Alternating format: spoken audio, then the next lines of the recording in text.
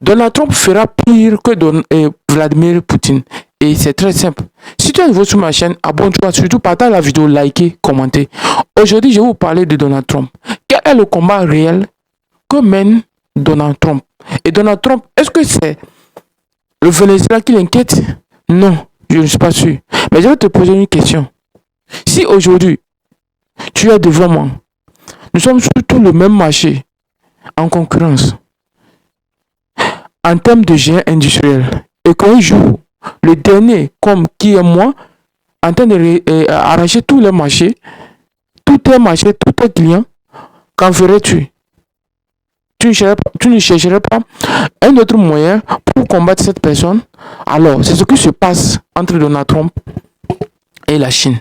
Aujourd'hui, Donald Trump, le combat de Donald Trump, c'est d'arrêter la progression économique de la Chine.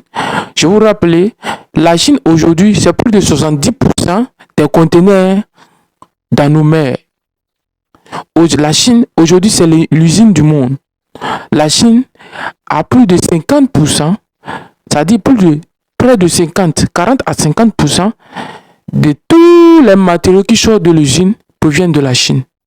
Et pour Donald Trump, il n'est pas acceptable pour les États-Unis de suivre ou bien de regarder la Chine progresser dans ce genre de choses. Et pour arrêter la Chine, il faut couper l'approvisionnement là où ça ferait mal à l'économie chinoise, c'est-à-dire les ressources énergétiques, le pétrole, le gaz et beaucoup de choses en provenance de l'Amérique latine, dans le domaine agricole, en provenance du Brésil et beaucoup de pays. Alors, parce que en imposant les taxes, Donald Trump, malgré l'imposition des taxes, n'a pas réussi à arrêter la Chine. La Chine est en progression. Et c'est ça le problème, c'est ça l'anecdote de Donald Trump. Ce qui a étonné Donald Trump, c'est que la Chine aujourd'hui a fait un commerce supplémentaire.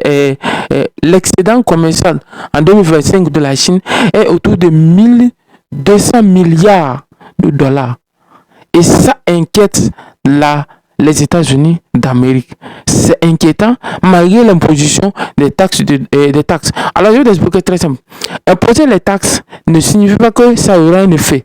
Les pays dont on doit poser les taxes, où ça aura un effet, c'est pas la Chine. C'est pas la Chine. Parce qu'aujourd'hui, si l'Amérique impose les taxes sur la Chine, les autres continents ne pourront, ou les autres pays ne vont jamais imposer les taxes sur l'Amérique. Et c'est ce que Donald Trump n'a pas compris en imposant les taxes.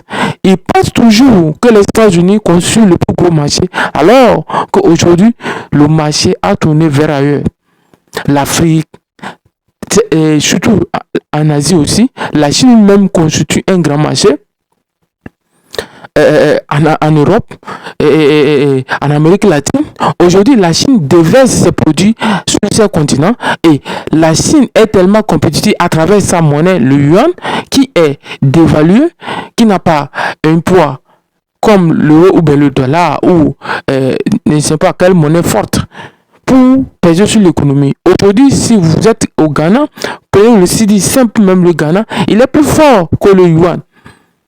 Il a de la valeur, c'est une monnaie très forte que le yuan chinois. Et ça pèse sur l'économie chinoise. Parce qu'aujourd'hui, si vous avez un 10 000, je dis un 10 000, oui, un 10 000 Ghana Cedis, quand vous arrivez en Chine, vous pouvez remplir un conteneur d'habits et ramener. Et donc, Donald Trump n'a pas compris.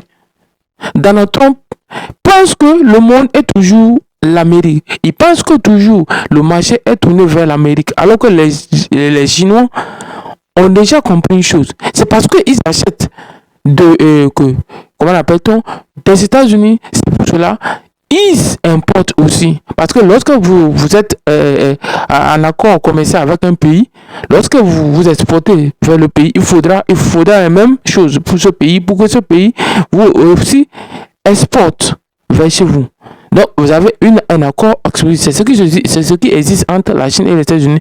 Et la Chine, pour nourrir sa population, la Chine est obligée d'importer les produits agricoles, surtout la viande, du porc et beaucoup de choses vers des États-Unis. Et comme avec l'imposition des accords, de tout ça, la Chine est obligée de tourner vers le Brésil, les pays de l'Amérique latine, l'Argentine et beaucoup de pays producteurs agricoles en Amérique latine, la Colombie et autres.